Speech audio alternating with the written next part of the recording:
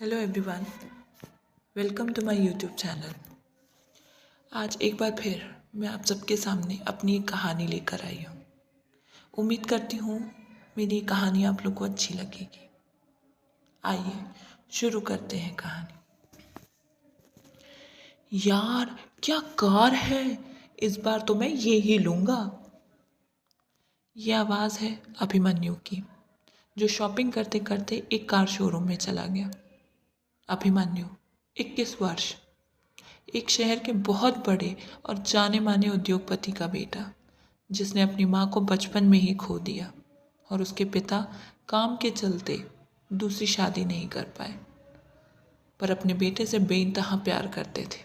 उसकी हर ख्वाहिश पूरी करते थे। उसे कभी किसी चीज़ की कमी नहीं होने दी। उसकी माँ भी बने और पिता भी। पर उसकी ख्वाहिशें पूरी करते करते ये भूल गए कि उनका बेटा बहुत ज़िद्दी हो गया है। वाह यार, ये कार तो मैं लेकर ही रहूँगा, मेरा ग्रेजुएशन ख़त्म ही होने वाला है। फिर वो फ़ोन करता है अपने पिता को। मिस्टर राउत, अभिमन्यु के पिता। बरखुरदार, कैसे हो तुम? आज आखिर तुम्हें अपने पिता की याद आ ही गई। अभिमन्यु, हाय डैड, मैं तो हमेशा आपको मिस करता हूँ। अच्छा सुनो तो डैड, मेरा ग्रेजुएशन ख़त्म होने वाला है, तो आप मुझे क्या गिफ्ट दोगे?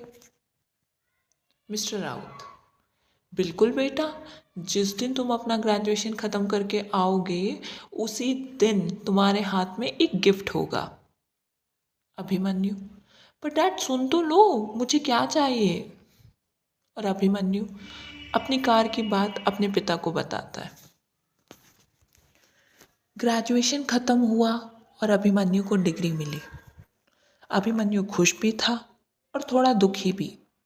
आखिर 3 साल कॉलेज की यादें और दोस्तों के साथ मौज मस्ती भी तो कितना किया था, वो सब कैसे भूल सकता था। फिर सारी खट्टी मीठी यादें लेकर वो अपने घर वापस आया और पिता को कसकर गले लगाया। और पहले शब्द जो उसके मुंह से निकले वो थे, ओह डैड, मेरा गिफ्ट। मिस्टर राउत, मैं कब से तुम्हारी राह देख रहा था। आखिरकार मेरा बेटा डिग्री कंप्लीट करके आ ही गया और अब मैं अपने डैड के काम में हाथ बटाएगा। लो तुम्हारा गिफ्ट। अभिमन्यु जैसे ही गिफ्ट देखता है उसकी आंखें खुली की खुली रह जाती हैं। वो एक बड़ा सा बॉक्स था जिसे बहुत ही सुंदर तरीके से बांधा गया था। उसने उस बॉक्स को खोला तो देखा कि अंदर एक और बॉक्स था। ये देखकर वो मन ही मन सोचने लगा कि पक्का इसमें बहुत सारे बॉक्स होंगे और लास्ट में जो बॉक्स होगा उसमें उसी कार की चाबी होगी। और वो उत्साह से बॉक्स खोलने लगा। पर ये क्या, उसमें एक छोटा बॉक्स तो निकला पर उसमें चाबी नहीं थी, बल्कि एक बॉक्स के जैसे दिखने वाली सक्सेस मंत्र की एक स्टोरी बुक थी।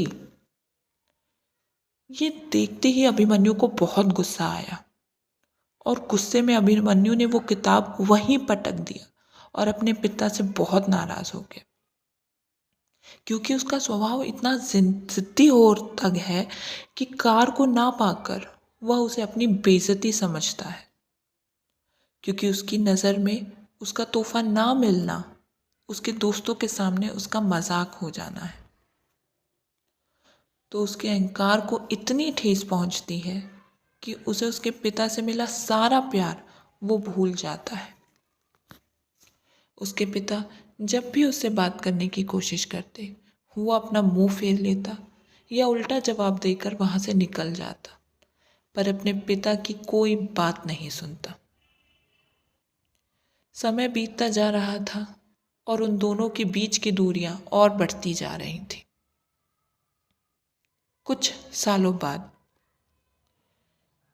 अभिमन्यु भी एक सफल उद्योगपति बन जाता है और वो अपने पिता से अलग हो जाता है हमेशा के लिए। और उसका खुद का एक खुशहाल परिवार है जिसमें उसकी पत्नी है और 2 बच्चे, एक बेटी और एक बेटा है। पर वो अपने पिता को छोड़ चुका था तो कभी मुड़कर भी उनकी तरफ नहीं देखता। जब उसके खुद के बच्चे बड़े होते हैं तब उसे महसूस होता है कि वो जाकर एक बार अपने पिता से मिल आए। पर 2 दिन बाद खुद उसके पिता का एक खत आता है कि वो अब इस दुनिया में नहीं रहे। ये पढ़कर उसे बहुत बुरा लगता है और वो अंदर से टूट जाता है और फिर सालों बाद अपने घर लौटता है और देखता है कि सारी की सारी चीज़ें वैसे के वैसे ही हैं जैसे वो छोड़ कर गया था। अभिमन्यु उन सब चीज़ों में अपने पिता को ढूंढने लगता है। तभी उसके हाथ वो किताब लगती है जो उसने गुस्से में फेंक दी थी और अभिमन्यु उस किताब को खोलता है और हैरान रह जाता है क्योंकि उस किताब में एक एनवलप होता है जिसके अंदर उस कार की चाबी थी जो उसे पसंद थी और एक चिट भी थी कि उसके पिता चाहते थे कि वो उस कार को खुद शोरूम से चलाकर लाए, इसलिए वो कार घर पर नहीं थी और ये एक सरप्राइज था उसके लिए। ये सब देखकर अभिमन्यु खुद पर गुस्सा निकालता है और अपने पिता की फोटो को गले से लगाकर बहुत रोता है और कहता है, डैड, मुझे माफ़ कर देना। उस वक्त अगर मैं अपने गुस्से पर काबू कर लिया होता तो आज ये सब ना होता। आप सच में बहुत अच्छे हो डैड। आपने हमेशा मेरे बारे में सोचा। मुझे माफ़ करना डैड। मैं आपसे बहुत प्यार करता हूँ। मुझे आपकी बहुत याद आ रही है। अभिमन्यु कभी अपने पिता को अपने घर ना ले जा सका, अपने बच्चों से ना मिला सका और जब वो अपनी गलती का एहसास कर उनसे माफ़ी मांगना चाहता था तो उसके पास उसके पिता की जगह उनका अस्थि कलश था। दोस्तों, आपके मन में यह सवाल तो ज़रूर आया होगा कि मिस्टर राउत ने पहले ही अभिमन्यु को वो किताब खोलकर क्यों नहीं दिखाई।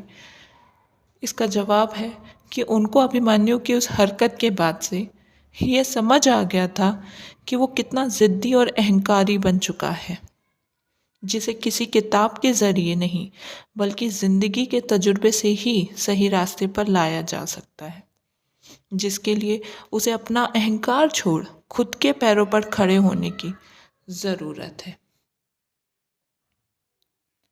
ऐसा ही होता है जब हम अपने गुस्से में आकर कोई गलत फैसला लेते हैं और अपने अहंकार में आकर सही और गलत के बीच फ़र्क भूल जाते हैं। इस कहानी से मैं सिर्फ यही कहना चाहती हूँ कि हमेशा आंखों देखा सच नहीं होता। कभी कभी मन की आंखें भी खोलकर चीज़ें देखनी चाहिए। ऐसा करने से शायद आप अभिमन्यु ना बने। दोस्तों, मेरी कहानी आपको कैसी लगी मुझे ज़रूर बताइएगा। धन्यवाद।